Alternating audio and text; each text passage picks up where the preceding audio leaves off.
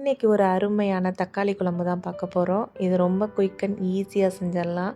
இது வெறும் வெங்காயம், தக்காளி இது மட்டும்தான் சேர்த்து செய்ய போகிறோம். காய்கறி இல்லாதப்ப ரொம்ப சிம்பிளாக செஞ்சிடலாம். இது இட்லி, தோசை, சப்பாத்தி, சாதம், புலாவ் வகைகள் இது எல்லாத்துக்குமே ஏற்ற ஒரு பக்காவான காம்பினேஷன். இதுக்கு தேவையான பொருள் என்னென்னு பார்த்தலாம் வாங்க. தாளிப்புக்கு கொஞ்சம் கடுகு, அடுத்தது ஹோல் ஸ்பைசஸ் கொஞ்சம் எடுத்துருக்கோம். நீல வாக்கில் கட் பண்ண பெரிய வெங்காயம் நான் ஒரு 2 போல் சேர்த்துருக்கேன். அடுத்தது இந்த மாதிரி தக்காளியை கட் பண்ணி வச்சுக்கோங்க. பொடியாக கட் பண்ணிட வேணாம். ஒரு காயை 4ஆக கட் பண்ணிக்கோங்க. பச்சை மிளகாய், அடுத்தது மல்லிக்கீரை, இடித்த பூண்டு வந்து ஒரு 6-7 பல் பூண்டு. இஞ்சி சேர்க்க வேணாம், வெறும் பூண்டு மட்டும் இடித்து வச்சுருங்க. மிக்சியில் போட்டு அரைச்சிட வேணாம். ஒரு 1/2 ஸ்பூன் அளவுக்கு கரம் மசாலா, 2 ஸ்பூன் அளவுக்கு குழம்பு மிளகாய் தூள், அடுத்தது ஒரு 3 ஸ்பூன் அளவுக்கு மல்லித்தூள் தான் அதிகமாக இருக்கணும். அடுத்தது ஒரு 1/2 மூடி தேங்காய், அதுக்கு பிறகு பார்த்திங்கன்னா ஒரு 5-6 முந்திரி, சோம்பு இது மட்டும்தான் இதுக்கு தேவையான பொருள்.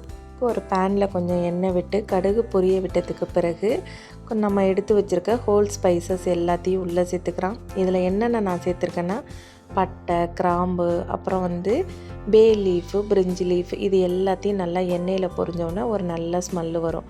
அதுக்கு பிறகு நம்ம என்னென்னா பெரிய வெங்காயத்தை நல்லா நீல வாக்கில் கட் பண்ணி எடுத்து வச்சுருக்கோம். அதையும் இந்த மாதிரி எண்ணெயிலே நல்லா வதக்கி கொடுத்துருங்க. பச்சை மிளகாய், அடுத்தது பூண்டு. இந்த பூண்டு எப்படின்னா நம்ம ஒரு 6-7 பல் பூண்டு எடுத்துருக்கோம் இல்லையா, இஞ்சியையும் பூண்டையும் போட்டு நல்லா மிக்சியில் அரைச்சி அந்த மாதிரிலாம் சேர்த்துற வேணாம். நான் சொல்லியிருக்கிறது வெறும் பூண்டு மட்டும்தான். ஸோ அதை இடிச்சிட்டு இந்த எண்ணெயில் வதக்கும் போது அதுலேருந்து ஒரு நல்ல ஸ்மெல்லு வரும். அது நல்லா இந்த குழம்புக்கே ஒரு டேஸ்ட்டு கொடுக்க போகிறது இந்த பூண்டு தான். ஸோ அதை வந்து ஸ்கிப் பண்ணாமல் இதை சேர்த்துக்கோங்க. அரைச்சிட்டு சேர்த்துற வேணாம். இந்த மாதிரி நல்லா வதக்கி கொடுங்க. வதக்கி கொடுத்ததுக்கு பிறகு நம்ம வந்து தக்காளி சேர்க்க போகிறதுல டிஃப்ரெண்ட்டாக இப்போ வந்து மிளகாய்த்தூள் சேர்க்க போகிறோம். நான் இது தக்காளி குழம்பு அப்படின்னுங்கிறனால தக்காளி தான் இதுக்கு காயே. நம்ம எல்லா காயை விட நம்ம தக்காளியை தான் போட்டு செய்கிறோம். ஸோ இது வந்து நம்ம கரைஞ்சி போயிடுச்சுன்னா இது என்னன்னே தெரியாமல் ஒரு குருமா, சால்னா அந்த மாதிரி ஆகிடும். ஸோ அதனால் நம்ம தக்காளியை வந்து லாஸ்ட்டாக தான் ஆட் பண்ண போகிறோம். இதில் வந்து நான் கரம் மசாலா ஒரு 3 ஸ்பூன் அளவுக்கு மல்லித்தூள் சேர்த்துருக்கேன். ஒரு 2 ஸ்பூன் அளவுக்கு குழம்பு மிளகாய் தூள் சேர்த்துருக்கேன். இதில் வந்து மல்லித்தூளோட டாமினேஷன் தான் அதிகமாக இருக்கணுமே தவிர குழம்பு மிளகாய் தூளோட டாமினேஷன் அதிகமாக இருக்கக்கூடாது. ஸோ இது கொஞ்சம் லைட்டாக இருக்கணும் கலரும். அதனால் மல்லித்தூளை 1 ஸ்பூன் எக்ஸ்ட்ரா போட்டுக்கிறோம். நம்ம வந்து வெறும் கடாயில் இதை போட்டு, அதாவது கொஞ்சமாக தாளிப்புக்கு ஊற்றின எண்ணெயில் போட்டு இதை வதக்கும் போது அந்த எண்ணெய் எல்லாமே இந்த மிளகாய் தூள்லாம் அப்சர்வ் பண்ணிவிட்டு கருகின வாடை வந்துடும். ஸோ அதனால் கொஞ்சோண்டு தண்ணி விட்டு இதை வதக்கும் போது இந்த பச்சை வாசனையும் போயிடும். அதுக்கு பிறகு நீங்கள் தண்ணி கலந்திங்கன்னா குழம்புல இருக்கிற இந்த பச்சை வாசனையெல்லாம் போய் குழம்பு நல்லாயிருக்கும். ஸோ இந்த மாதிரி நல்லா வதக்கி கொடுங்க. சிம்மிலேயே வச்சுக்கோங்க. இந்த மாதிரி மிளகாய் தூள்லாம் போட்டு வதக்கும் போது எப்போவுமே ஃப்ளேம் வந்து ஹையில் இருக்கக்கூடாது, சிம்மில் தான் இருக்கணும். இப்போ நம்ம தக்காளியை ஆட் பண்ண போகிறோம்.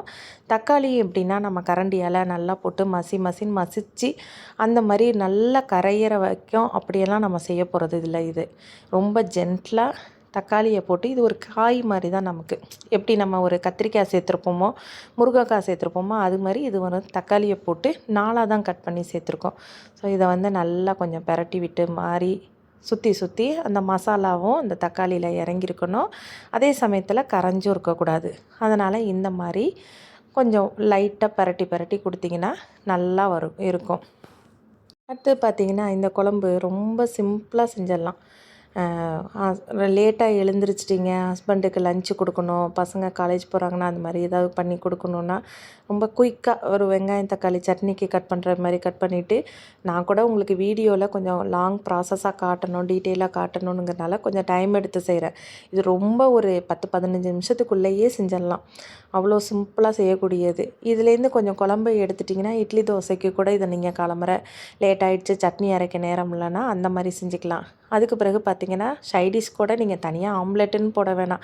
இந்த குழம்பை எடுத்ததுக்கு பிறகு நம்ம பேனில் இருக்கிற கொஞ்சம் குழம்புலையே லைட்டாக ஒரு 2 முட்டை போல் நீங்கள் புத்து ஊற்றுனீங்கன்னா கொஞ்சம் நேரம் மூடி வச்சிட்டிங்கன்னா இது ஒரு நல்ல ஒரு முட்டையும் இந்த குழம்புமா சேர்ந்து அதுவும் உங்களுக்கு சைடிஷ்ஷும் ரெடி ஆகிடும்.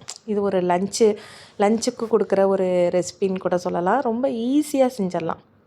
நம்ம வந்து இந்த தக்காளி எப்படி மிதக்குது பாருங்கள். நல்லா வந்து இந்த குழம்புல போட்டதுக்கு பிறகு கரையாமல் தக்காளி முழுசு முழுசாக இருக்கணும். உங்களுக்கு எவ்வளோ தக்காளி வேணாலும் சேர்த்துக்கலாம். அதிக புளிப்பு புளிப்பு மட்டும் இல்லாத அளவுக்கு சேர்த்துக்கோங்க. இந்த இடத்துல நம்ம எடுத்து வச்சுருக்க இந்த தேங்காய், முந்திரி, சோம்பு இது 3த்தையும் நல்லா ஃபைன் பேஸ்ட்டாக அரைச்சிக்கலாம். இந்த சமயத்தில் குழம்பு நல்லா கொதிச்சிடுச்சு. நம்ம மிளகாய் தூளெல்லாம் பேன்லேயே நல்லா வதக்குனதுனால ரொம்ப வந்து இந்த பச்சை வாசனையெல்லாம் சீக்கிரமாகவே போயிடும். அதுக்கு பிறகு இந்த தேங்காய் பேஸ்ட்டை போட்டுறோம். ரொம்ப நேரம் கொதிக்கணும்னு அவசியம் இல்லை. கசகசா இருந்தால் கூட சேர்த்துக்கோங்க. முந்திரி கொஞ்சம் 2 வச்சிங்கன்னா கொஞ்சம் எக்ஸ்ட்ரா ஃப்ளேவர் கொஞ்சம் டேஸ்ட்டு நல்லா கொடுக்கும். கொஞ்சம் திக்னஸும் கொடுக்கும் குழம்புக்கு. இதுக்கு பிறகு நல்லா இதை வந்து கிளறி கொடுத்துட்டு கொஞ்சம் நேரம் மூடி வச்சிங்கன்னா அது நல்லா கொதித்து வரும். அதுக்கு பிறகு நம்ம கொஞ்சம் இந்த மல்லிக்கீரையை சேர்த்துக்கலாம். இந்த குழம்பு பார்த்திங்கன்னா அதிக மசாலா வாடையெல்லாம் எதுவும் இல்லாமல் ரொம்ப மைல்டாக இருக்கும்.